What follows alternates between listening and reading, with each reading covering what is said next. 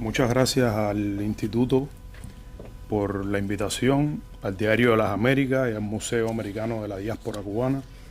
Eh, yo soy un amante de la poesía, creo que el arte es definitivamente una bandera necesaria en estos tiempos de tanta brutalidad y naturalidad y de tantas vejaciones. Y comienzo con algunos fragmentos de un poema de Reinaldo Arenas que se llama Introducción del símbolo de la fe, que ilustra la vida del cubano y nos delata en la confusión de todos los gritos. Te seguimos buscando, patria, en las traiciones del recién llegado, en las mentiras del primer cronista. Sé que no existe el refugio del abrazo. Te seguimos buscando en la caligrafía de los delincuentes, en el insustancial delirio de una conga, en los silbidos de las perseguidoras y en las paredes atestadas de blasfemia.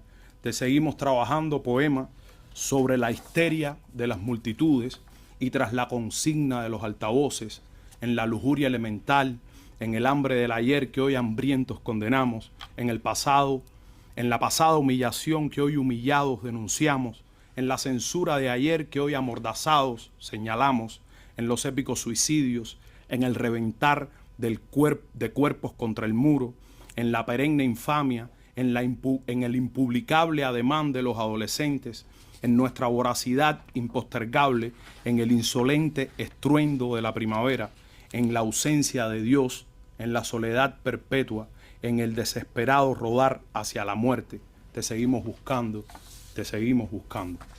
Este poema me mantiene en una búsqueda.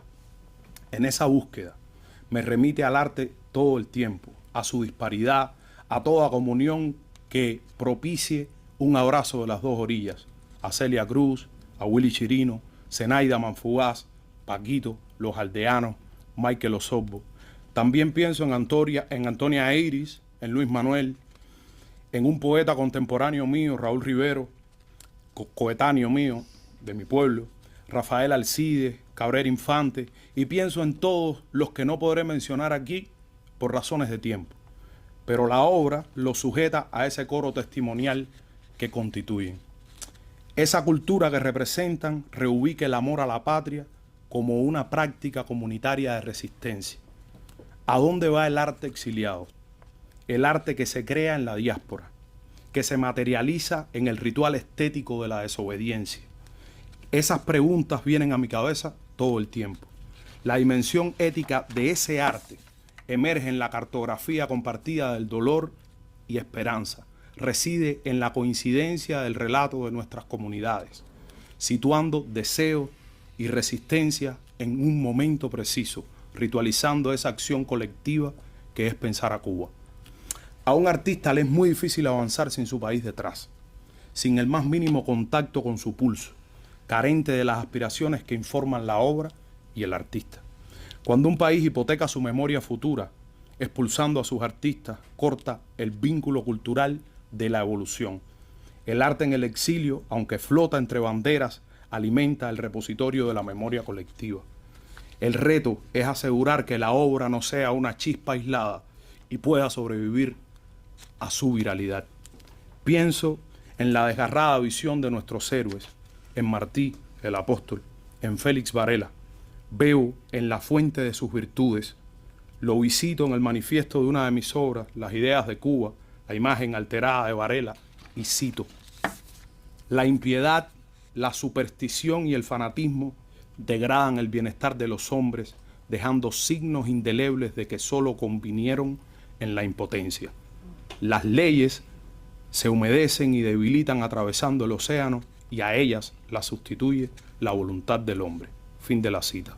Las dictaduras saben que su poder está en asfixiar las voluntades, en la desconexión de los dolores plurales, en el desconocimiento de las causas sistémicas y compartidas de su opresión.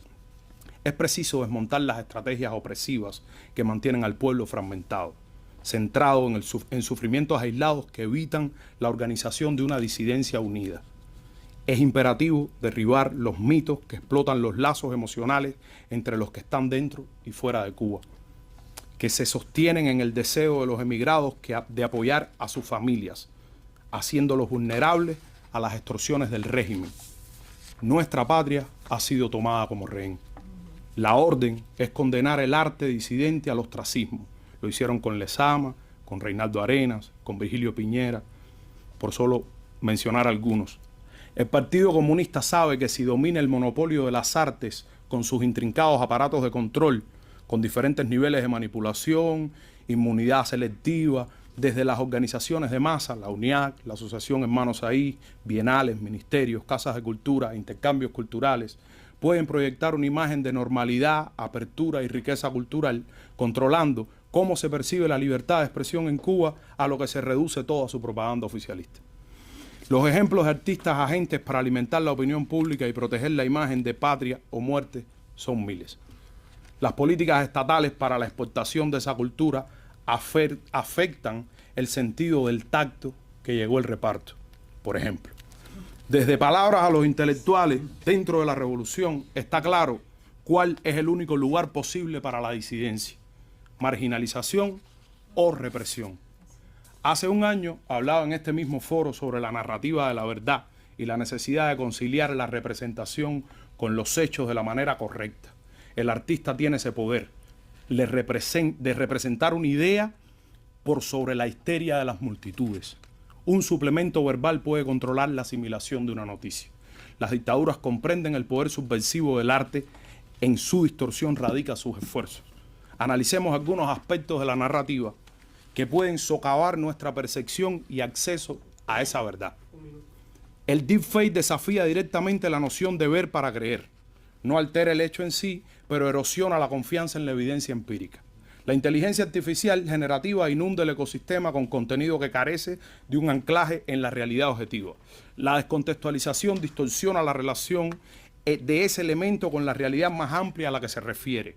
La sintaxis no cambia la esencia de las cosas, pero sí nuestra capacidad de conocerla con precisión crea un entorno donde discernir lo que es real y lo que existe de manera independiente se vuelve cada vez más difícil, amenazando nuestra capacidad colectiva para establecer un consenso sobre la realidad compartida, afectando la verdad ontológica. Todas estas cosas, Cuba las practica sin la tecnología actual hace más de 24.000 días.